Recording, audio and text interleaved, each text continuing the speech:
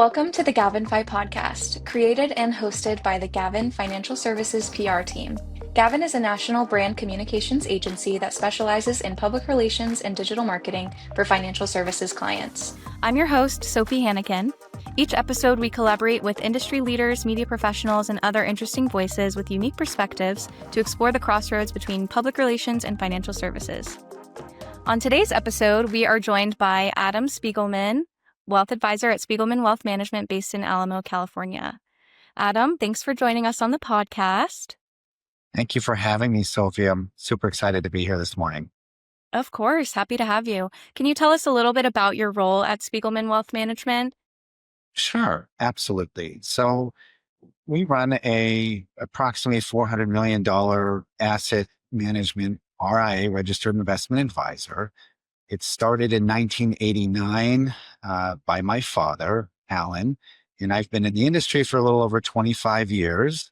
We have 4 people on our team, and I am the lead advisor and kind of overseeing everything, relationships, and we've got, two assistants and then 1 outsourced chief investment officer. Great. That's great background for us to have. Thank you for sharing. So today on our episode, we'll be exploring Spiegelman Wealth Management's transition to independence, highlighting the importance of financial education and how Adam empowers retirees to spend with confidence. So to get us started, I'd like to touch on the recent move that you've made from a larger financial network to a more independent RIA model. What made now the right time for you to shift gears with Spiegelman Wealth Management? Yeah, that's a really good question, Sophie. It's actually something I've been thinking about for a long time. I've been at a few different firms over the last few decades of my career, and we transitioned from a large insurance firm in 2018 to a smaller advisory firm. And then just a few months ago, the firm announced that it was going to be acquired by a large publicly traded company. So I felt that this was our opportunity to go find a place for our clients that was in their best interest. And, moving to complete independence was something that we had always thought of. And I think they just sped up our timeline by a few years by announcing that they were going to be acquired.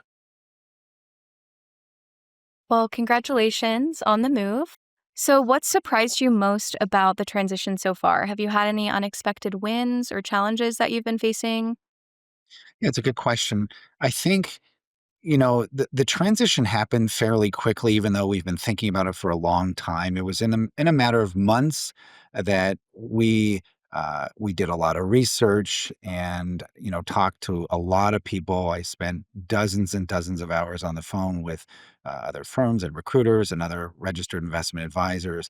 I think probably the most overwhelming surprise, if you will, was kind of the sheer number of integrations with technology. So instead of having a firm sort of decide, what technology options, and they might present you with a list of 3 or 4 or a dozen different financial planning software, it was up to us to kind of determine that and then go direct to the vendor. So integrating all of these different technology programs together, caused for some delay, some stress, and kind of getting everything up and running. And that was probably the biggest challenge, honestly. All right. Let's switch gears a little bit and talk about retirement planning. What are some common fears or concerns that your clients bring to you, and how do you address those concerns? So I've been doing this for over 20 years, and so I've seen a lot of situations. And I think probably one of the biggest fears, regardless of how much money or someone's net worth is it's running out of money. Most of my clients built their wealth over decades of saving money every couple of months. Maybe it's their employer-sponsored plan. Maybe some of them received an inheritance, but for the most part, I think the biggest fear is kind of shifting gears and going from receiving a steady paycheck every couple of weeks to retiring and having this large, sum of money or assets or maybe even a few income streams coming in and not really knowing how it's all going to be coordinated, whether they need to support their kids or grandkids, what other expenses are coming up. Okay. You've shared that it's important to remind retirees that now is the time to live, showing them that they have the money to be able to do so. How do you help your clients shift the mindset from preserving everything for the future to using their wealth meaningfully in the present? I think one of the hardest parts for clients is the fear of running out of money. And regardless of the amount of zeros they have in their net worth, everyone is scared. So I think there's a huge shift when you go from collecting a paycheck every few weeks. And even if you have 10, 20, $30 million, going to zero amount of money, nothing coming in, and eventually maybe there's Social Security and a pension plan, but everyone's a little bit scared. They don't know how long they're going to live, whether or not they need to support family, what their health situation is like, proving to them kind of mathematically and continually repeating to them over years. And sometimes, it might take people a few years to kind of understand how much they can spend. But what I want to articulate to clients is at some point, invariably, they're not going to want to step on that plane for 15 hours, even if it is in first class. So they should, take advantage of what they have. So I think really encouraging clients over time, over the years to spend. It's okay to spend. And clients will jokingly call me up and say, Adam, you're going to be so proud of us. We upgraded to first class and we have a little celebration. It's kind of a bit of a running joke, but spending responsibly. So it's really hard to go from a philosophy of living within your means, and that's always something that people should be aware of, but really kind of spending this money that you've worked so hard to accumulate. On one last piece, I think it was really funny. Someone said to me, and I use this, maybe not the entire analogy, but they said, you can't attach a U-Haul truck to your hearse and take it with you. So I shorten that up and tell clients you can't take it with you. And I want to prove to them there's plenty of money for, an inheritance and to do all of these things and for long-term care. And once they start to become a little bit more comfortable with that, and again, this process can take years, they feel much more comfortable and maybe slightly less fearful about spending their own resources. That's a great point. You can't take it with you. That's very true. Now, when it comes to alternative investing, how do you help your older clients understand and evaluate alternatives as part of their diversified strategy? I think alternatives are kind of the flavor of the year, maybe the flavor of the decade. Everyone wants to know and learn about alternatives. They read the press. They talk to their friends. They look, on TV, and everyone's talking about alternatives. I think alternatives definitely have a place in portfolios, but I think you have to be careful, and everyone's a little bit different. I think you have to take into account their net worth and can they afford to lose, because alternatives can be risky, and for diversification purposes, they play a really unique role in that they don't correlate to the stocks and bond markets.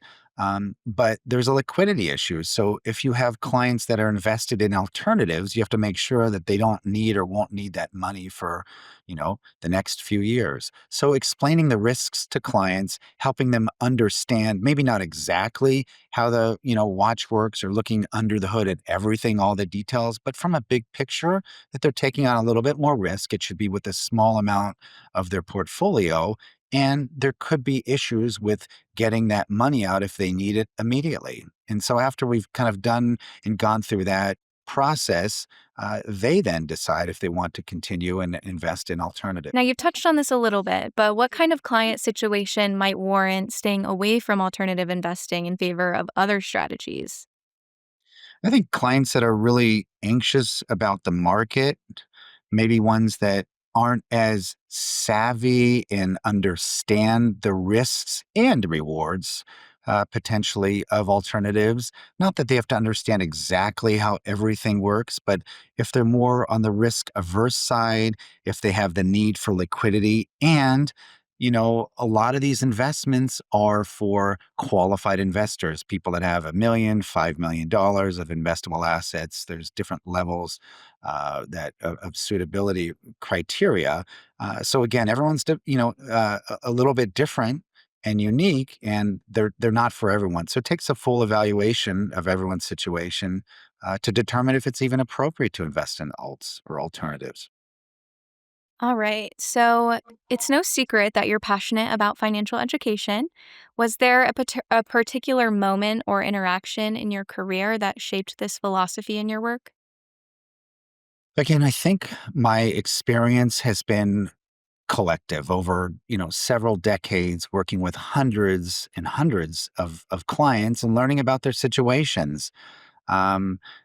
Sitting in a very unique position, almost like a financial therapist, learning about maybe family dynamics and what happened to mom and dad's money because sibling A or B took this or that, or they needed the money when mom and dad died, the others didn't. So I think collectively learning about really what to do, what not to do, how to avoid errors and mistakes, and I think not getting caught up too much with the media, with headline news, with friends at a cocktail party, or someone at the dentist's office giving you a hot stock tip.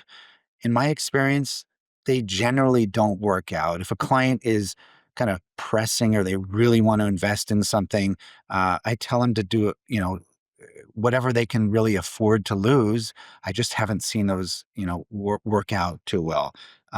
So I think living within your means, um, and educating yourself, even, through a financial professional, online, however you do it, I think, that's probably the best way to succeed. And then putting money away every few weeks with an employer sponsored plan, if that's available to you. How do you see the role of financial advisors evolving within the next 5 years? I think technology is going to continue to play more and more of a role. AI is a very hot topic right now. I don't think it's necessarily going to take over the financial services industry. I think it's going to streamline a lot of processes, increase efficiencies. But ultimately, at the end of the day, I think you need human interaction. Chatbot can't help determine a very nuanced situation. If someone's dying and they want to maybe, cash in on a certain investment product, or whatever the situation is, I think you can't really rely on technology to make those decisions, especially considering a lot of financial advisors have decades long relationships with their clients and they really get to know them on, deep, deep levels, their family, their philosophy, their values, their kids, all about that. And I don't think technology can replace that. So I think clients are always going to need human interaction with a coach or a partner. But, technology is going to be there to kind of continue to support our role and their role and make things much more efficient over time. Yeah, AI is a really great tool, and I agree that the human element is really crucial to maintain across all industries, but especially financial services. Financial planning is a very personal thing. And as you said, with the relationships that advisors establish with their clients across decades, that's something that really can't be replicated through artificial intelligence. How would you describe the legacy that you hope to leave for your firm and for the profession as a whole? I think working with families in, different generations, grandma and grandpa, mom and dad, kids, grandkids, and meeting them at their, where their level. How would you describe the legacy that you hope to leave for your firm and for the profession as a whole? I think helping clients through all stages of their lives, working with families, different generations, and, meeting them where they feel comfortable being met. Sounds a little cheesy, but a 20-year-old is not going to be interested in retirement, most likely. They don't want disability insurance, but they need to hear about that. They need to learn about saving in their 401k, and what compounding interest means. I think if I can help clients understand their philosophy for money, if they have charitable causes, if they want to set up a gifting plan, and really field questions and be a resource. So at the end of the day, when they get through, their career and they're onto retirement, they've built up a, net worth, they can look back and say, we've done a good job of saving. We're comfortable. We know that we're not going to run out of money. We have helped our kids figure out a philosophy for how they will spend money. We donate, et cetera. Whatever it is, everyone's a little bit unique, but walking away essentially and being and feeling really, really good about what they've built over many, many, many years. That's great. Now, for someone who might be listening that's nearing retirement age, but doesn't know where to start, what's one piece of advice that you'd offer to help get them started? It's never too late. With the caveat, I guess, if someone's in their 60s or 70s and hasn't put enough money away, they better start playing the lottery. All joking aside, I think uh, invest early, invest often, seek the guidance of a professional or maybe an online resource. I think at first, when someone's starting out, uh, you know, getting all of your ducks lined up, health insurance, maybe some life insurance if you're starting a family, putting some money away, and getting comfortable with that process, and then engaging a professional to give you a second opinion, um, and kind of look over your path and help you kind of make some, put together some projections for the future and make sure you're not missing out on anything. Great. Well, thank you so much for joining us today, Adam. How can our listeners get in touch with you? It's been a pleasure, Sophie. Thank you very much. If anyone wants to get in touch with me, they can reach me on our website at spiegelmanwealth.com. Alternatively, they can email me at adam@spiegelmanwealth.com. And I look forward to chatting with anyone that has any questions uh, about anything financially related. Happy to help. Thank you so much. Thank you. Be sure to sign up for our quarterly GavinFi newsletter at evolving-influence.com/GavinFi for more insights, curated stories, and agency resources to help you explore the latest marketing strategies and industry trends. For more episodes of the GavinFi podcast, visit our YouTube channel, Gavin Advertising York. To get in touch with us, email us at gavinfi@gavinadv.com. Thanks for listening to the GavinFi podcast. New episodes drop every quarter, so stay tuned for the next one.